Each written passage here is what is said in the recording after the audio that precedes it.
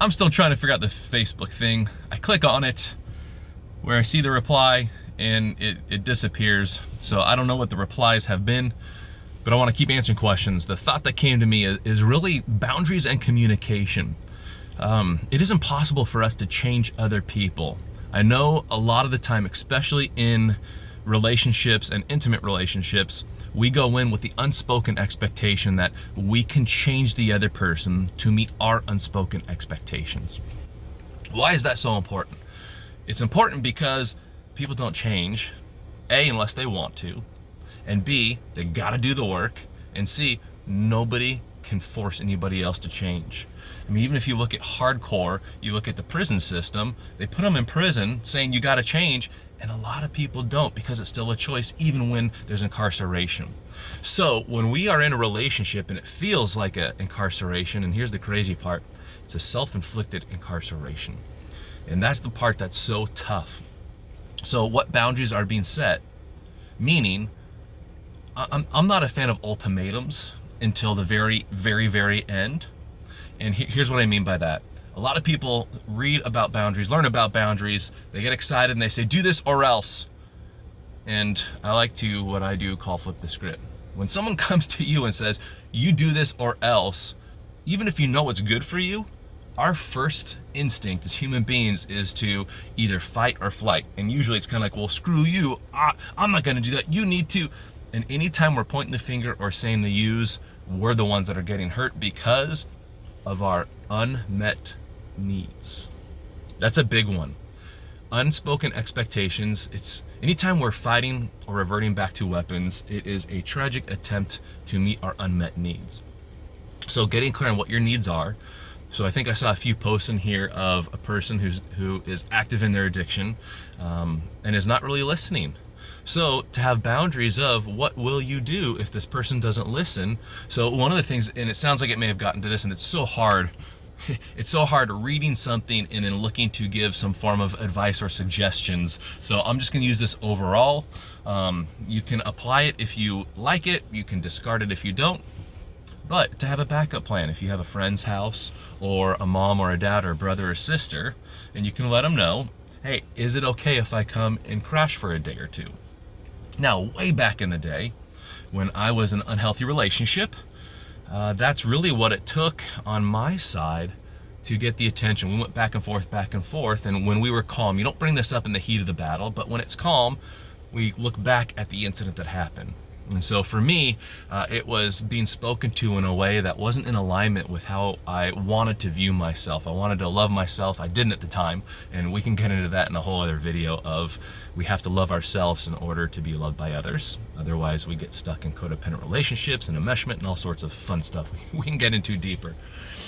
But when it was calm and things were good, I said, hey, I really don't like the way that you speak to me. And I brought up the situation. Here's how I felt when that happened, and I explained how I felt, and then I shared, and here's the story that I created, that you don't care about me, you don't love me, you actually want to hurt me, and I know that's crazy, because I don't think you want to hurt me, I think you love me, and what it does, it opens space where I am able to own the meaning that I attach to it. Again, not saying, hey, this behavior's okay, and once we had that dialogue, then I was able to say, hun, I love you. But it hurts me so bad that if you choose to do this again, I'm gonna leave for a few days and try to figure out where I want to go with this relationship and then open that conversation to you. Would you agree to not using that type of language with me anymore?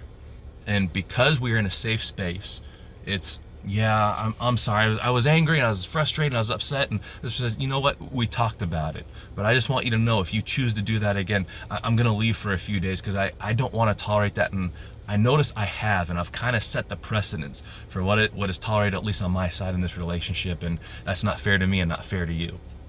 What I've found is when I can take ownership of my part, again, not saying what you're doing is okay, but when I can own my part in what I've tolerated or unspoken expectations that I haven't shared, then I can actually own the change for myself. And so a few weeks later, it happened. I took a step back because my first thing was, I have a very high threshold. I can get to like a 9.5 and still be in control, but as soon as that 10 hits, I look to destroy, and I don't mean like hurt feelings, I mean like completely emotionally destroy, and that's a part that I don't ever want to get to. So when it started getting to that point, I said, honey, I care about you. I'm afraid that I will lash out and say things that I will regret for the rest of my life, and I don't want to do that. Please stop talking to me that way. It continued. I said, I'm gonna leave. I will be back. I will reach out once I gain my cool, but I'm sleeping somewhere else, screaming, yelling. I got in my car, drove off, phone blowing up, I don't know, 10, 15, 20 times. I went ahead and answered the phone. Da da da. Are you able to? Da da da. I'm gonna hang up if you yell. Da da da. Click. Ring again. Hun. Da da da da da. I want to talk, but da da da da. I'm gonna hang up if you keep screaming. Da da da. Hang up.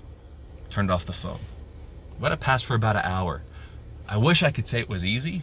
I was tearing myself apart inside.